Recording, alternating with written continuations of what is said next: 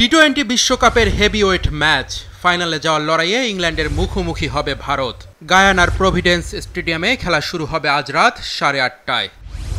সেমিতে ওঠা দলগুলোর মধ্যে ব্যাটিংয়ে বোলিংয়ে সবচেয়ে ভারসাম্যপূর্ণ দল ভারত। ওপেনিংয়ে রোহিত শর্মা, বিরাট কোহলি থেকে শুরু করে ঋষভ পন্থ, সূর্যকুমার, পান্ডিয়া, শিবাম দুবে, জাদেজা সবাই ম্যাচের পার্থক্য গড়ে দিতে পারেন। 6 ম্যাচে 191 রান করে রোহিত শর্মাই আসরে ভারতের সর্বাধিক রান সংগ্রাহক।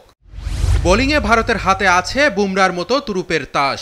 টুর্নামেন্টে যার ইকোনমি রেট মাত্র 4.08। 6 ম্যাচে প্যাভিলিয়নে ফেরত পাঠিয়েছেন 11 জন ব্যাটারকে। আর্শদীপ সিং আসরের দ্বিতীয় সর্বাধিক উইকেট শিকারী। 6 ম্যাচে নিয়েছেন 15 উইকেট। এর সাথে কুলদীপ যাদব, রবীন্দ্র জাদেজার স্পিন। সব মিলিয়ে ভারতের বোলিংটাও খারাপ না।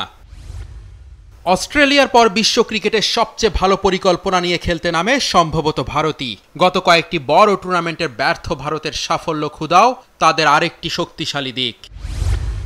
টিম ইন্ডিয়ার প্রতিপক্ষ ইংল্যান্ড টি-20 বিশ্বকাপের বর্তমান চ্যাম্পিয়ন। অ্যাগ্রেসিভ ব্যাটিং তাদের বড় শক্তি। অধিনায়ক Jos Buttler, Phil Salt, Jonny Bairstow, Harry Brook, Moeen Ali, Livingstone সব মিলিয়ে তাদের ব্যাটিং রীতিমতো পাওয়ার হাউস। তবে সাম্প্রতিক সময়ে একটু অধারাবাহিক ইংলিশ ব্যাটিং। পুরো টুর্নামেন্টে বাটলার আর ফিল সল্টই বলার মতো রান করেছেন।